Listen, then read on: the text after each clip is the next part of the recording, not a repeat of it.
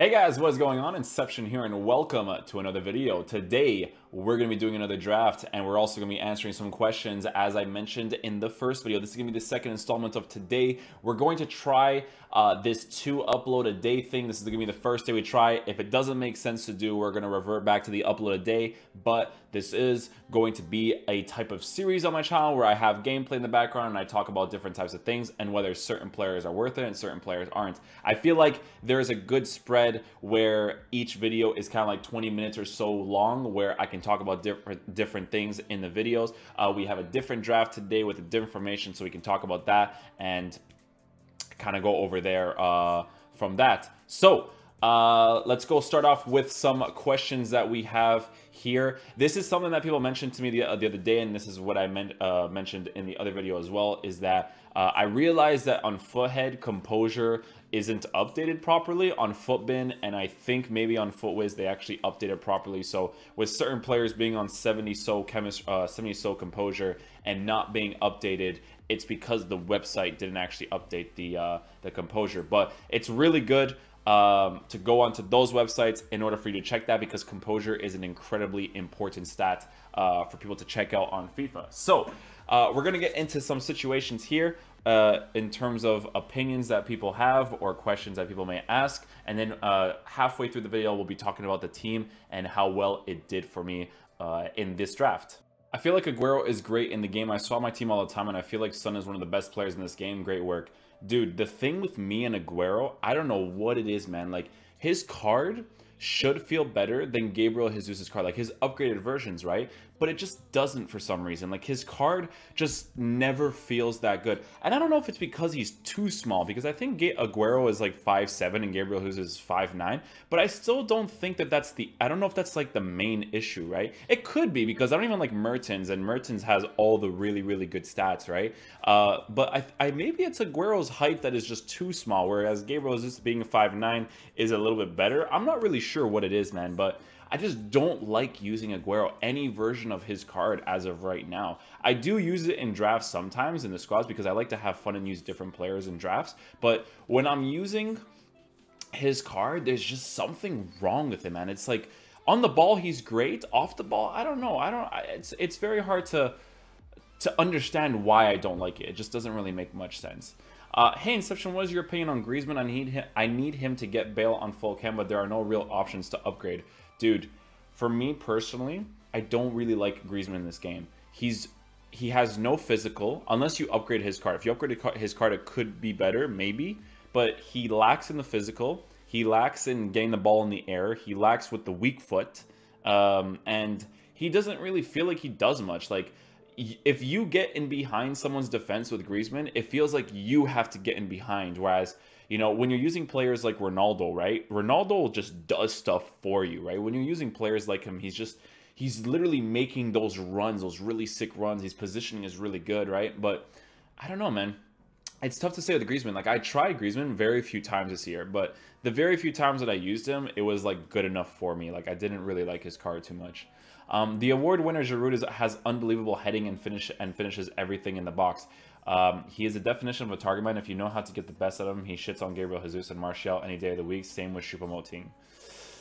Yeah, I mean, hey man, if you have fun with Giroud, that's awesome. Like, that's great. For me personally, I can't use him. I think he's absolutely awful in the game. But if you can use Giroud to his full potential, that's awesome. I was watching Nep's stream the other day, and someone was using the Footmiss Andy Carroll against him, and he was doing work against him with the Andy Carroll, and he was also doing really well with Andre Silva too. I think the Andre Silva was actually a team of the group stage card, so it was really cool to see someone actually, you know, use those two strikers in their team and then performing really well for the person using him. So that was really cool.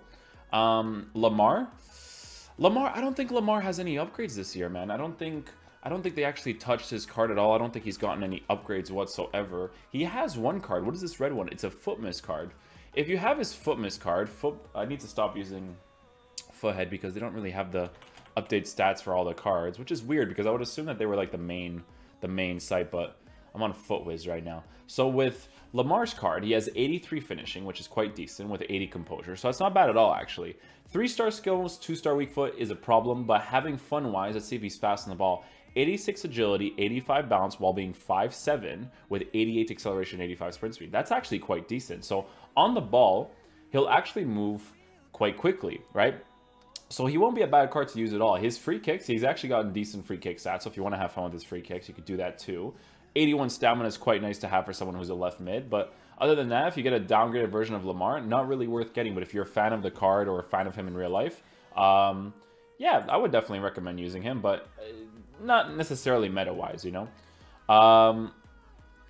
Milinkovic-Savic is so good for me. He's a complete midfielder. I know he might not work for you, but he probably doesn't suit your style of play. Certainly suits mine playing right center mid.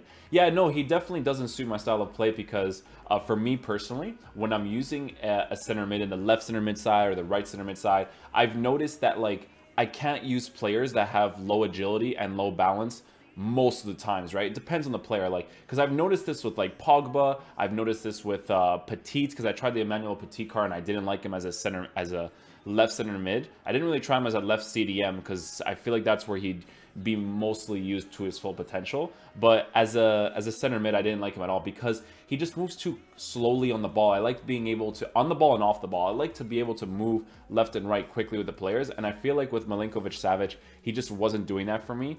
Although, I think if I were to use the stats that he has nowadays to a card that he would have last year, I would have, or not last year, I think last year or 2 years ago, I would have probably liked the card because I actually liked Pogba back in the day, whereas nowadays, I despise of him in this game. I don't think he's that great at all. It just, I don't know what it is. It just doesn't work for me. I think if I were to use a chemistry style on him, I'm not really sure because defensively, he's already very good. You could give him shooting stats so that when you're in the midfield and you want to pop in those long shots, because long shots are really effective nowadays. So if you want to pop long shots in with him, he would be quite decent at it. He wouldn't. He would actually be amazing at it, I would actually say, because if I actually search up his card right now, Milinkovic-Savic, the highest version of his card, has 87 long shots with 99 shot power. So maybe it was down to, I'm not really sure. Maybe it was because of Xbox gameplay, because I really hate Xbox gameplay. I played Foot Champs on that console to try out stuff, but then I ended up doing pretty decently, so I just kept on going.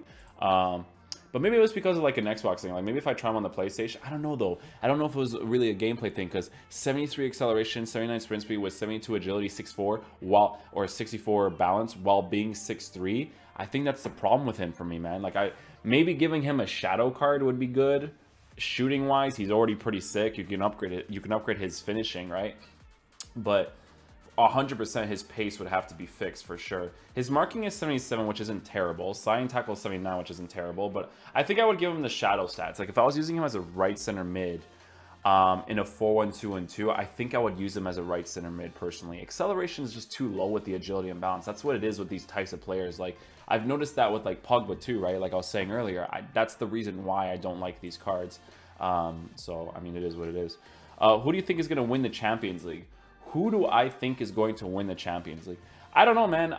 Real Madrid may be doing really poorly in the league, but I feel like they'll come out on top again in the Champions League. It'll either be Real Madrid, Bayern Munich, or Barcelona, but my bet will be with Real Madrid because Ronaldo just always comes in clutch in the Champions League. So I would say that it's going to be Real Madrid, in my opinion. Let's see what other questions we got here. Just loading up some more over here. Do you think Renato Sanchez lacks confidence at the moment? In real life, I would say yes. I think that because people never really watched him play for Benfica or for Portugal. When he was substituted in the Euros as a starter, he made a huge difference to our team. Like his work rates were incredible. He's a workhorse, right? Like he works everywhere on the pitch. He's a very strong player for his age. Like people were barely able to get the ball off him when he used to play in the Liga NOS because he was so strong on the ball. I don't think that Bayern ruined him. I just think for the system that they played, it didn't really suit Renato Sanchez to play for that team. Whether that's because the players that they bought suited the system better for them, like they recently bought Tolisso, they have Vidal, and they use other CDMs. I can't really think of them right off the top. Thiago Alcantara, right? Like those players might fit the system better for them. But the thing with him is that he is a very good player. I think that he just needs to find the right team for him to play better football in. 79 sprint speed is bad for a midfielder. it depends, right? So it's not that 79 sprint speed is bad for a midfielder. It's a combination of all the other stats, right? So let's just say, for instance, I think when you say 79 sprint speed, you may be talking about Pogba. I'm going to check out right now. Oh, you're talking about Milinkovic-Savic, actually. No, it's 79 sprint speed is not the only thing that makes a player bad in the midfield. It's the combination of the sprint speed, acceleration, agility, balance, and height, right? If you have 6'3" height, right, and your agility is 72 and 64, and this is obviously my opinion because a ton of people love Milinkovic-Savic. They absolutely love him.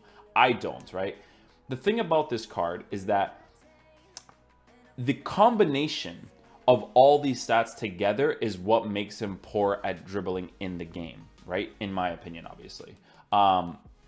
That's just the way that I see it. It's not that one stat is what makes a player bad, because 79 sprint speed is actually quite nice for a midfielder. It's the agility, the balance, the height, and every other combination of everything else that makes him a little bit more poor in the game, right? It's funny because I do better in attack with the wide one. Everyone hell-bent on blocking off the middle, so stretching them with the wide works better for me. Everything in FIFA nowadays really revolves around the middle nowadays, though, because the entire attacking aspect, like if you play against a good player, very rarely do they really push out wide. They'll only do it if they notice that you're really congested in the middle and they want to, you know, put their fullbacks on balance or always overlapping so they can exploit the sides a little bit more. But most of the times, because people attack always in the middle, it's better to use like a 4-2-3-1 where you have your left mids and right mids to cover those sides but cut inside if they really need to, and for your two CDMs and Cam to be able to congest that midfield so they don't have so much passing space. When you come up against people who are good at the game, most of the time you will notice that the formation makes a big difference. I actually saw a comment the other day of someone saying that the formation doesn't make a difference. The formation makes a huge difference. Sometimes when you're playing a draft and you're facing someone who's using a 4-3-3 and you're using a 4-1-2-2, but that person isn't good with the 4-1-2-2 bracket 2, the narrow base formation, and the other person is very good with the 4-3-3, that person might have a chance of destroying you just because of the formation, right? But it's not to say, that's why draft is a fun game mode. That's why I never take credit for wins, or most of the times in this game because of gameplay anyways, but in terms of draft and stuff, most of the times I don't take credit for wins because it's really down to adjusting to the forced formation and forced players that you are given, right? So that's why I like draft, because it's not seen as serious, right? Or some people do think it's a serious thing, but for me it's not seen as serious because you're just trying out different players, doing different things, because you can't use full meta in the draft, right? You're just using players for fun. So I think in that concept it just makes more sense, right? Let's see what else we got here. What do you think of Team of the Group Stage John Stones with a Shadow? John Stones has a Team of the Group... Oh, he does have a Team of the Group Stage card. That's actually interesting. I always totally forgot that this guy actually got a Team of the Group Stage card, because there's potential with this card for sure. Let's see. So he has 74 acceleration with 74 sprint speed, 68 agility, and 61 bounce. Decent for a center back. His defensive stats are pretty decent. They're not too bad. And his jumping is 74 with 80 heading. But how tall is he? Is 6'2". See, ideally, Eric Bailly still shits all over this card, right? But if you're a Man City fan, or you're a fan of the Premier League and you just want to use a John Stones as your center back, yeah, dude, he'll play pretty decently for you. He won't play amazingly well, but he'll play decently because his agility and balance isn't awful for a center back. Not for a center mid or an attacker of any sorts, but as a center back, it's not awful because he's got decent acceleration and sprint speed. If you give him Shadow, he'll have better defensive stats. Or actually, if you give him an anchor card so that you can up his jumping, right? I don't know what anchor... like I said, I don't think that the chemistry styles upgrade the players by this much. I don't think it's in the 10s and 15s. But if you give him anchor, I think it'll improve his jumping a little bit, his strength and aggression, which is very important to have for a center back, and it'll increase his pace and defending as well. So I think giving him an anchor will make him a better player. I don't think it'll make him as good as Foothead or the stats suggest that they'll make them, but he looks like a really cool card. What are your thoughts on SBC Quaresma in the cam position in the 4-1-2-2? I think the SBC Quaresma is a little bit irrelevant nowadays, right? Because of the right mid Inform card that came out recently, right? I've actually tried Quaresma. Again, when you use a player like Quaresma, who is my favorite player, by the way, is in real life, the thing about his card is that he is a fun type of card rather than like, hey, this meta works out really well for me. And here's a prime example, right, of why I think chemistry styles don't improve the cards by that much, but they do a little bit, right? Because Quaresma has 83 composure with 76 finishing. I gave Quaresma a Hunter card, right? Which the game claims that it is now 86 finishing with composure not being touched and all that, right? So he has crazy shooting stats and crazy pace. He does not feel this way whatsoever, right? If you give this guy a Hunter card, Quaresma does not feel this agile because he has, you're telling me that he would have 99 acceleration, 94 sprint speed, 96 agility, 88, that's just not a thing, right? He will play very, very similar to his basic chem style, right? Because his finishing is still very noticeably bad, right? If he had 86 finishing, right, and 80, I think without this, he has 83 composure, his finishing should never be bad, essentially, right? Because his composure weighs the finishing a little bit higher, right? Because 86 is quite nice if you're in those specific scenarios. But he still takes really bad shots because his basic card has 76 finishing, which isn't the greatest, right? So I think chemistry styles upgrade the cards a little bit, but I don't think that it's upgraded by the 10s, the 9s, the 11s, if you go to the max stats, right? I just don't think it's upgraded by that much. Would he be a good cam? Yeah, he'd be a really fun cam, you know? He has 84 short passing with 80 long passing, which is decent because he has a 4-star weak foot with 5-star skill moves. The 5-star skill moves is a big thing to have fun in FIFA. Is it worth having 5-star skill moves? Not necessarily, because his card, 5-star skill moves, the 5-star skill moves are more done for the fun use rather than the meta use. So if you come up against a good player, 5-star skills aren't really going to work that often. It really depends on the situation.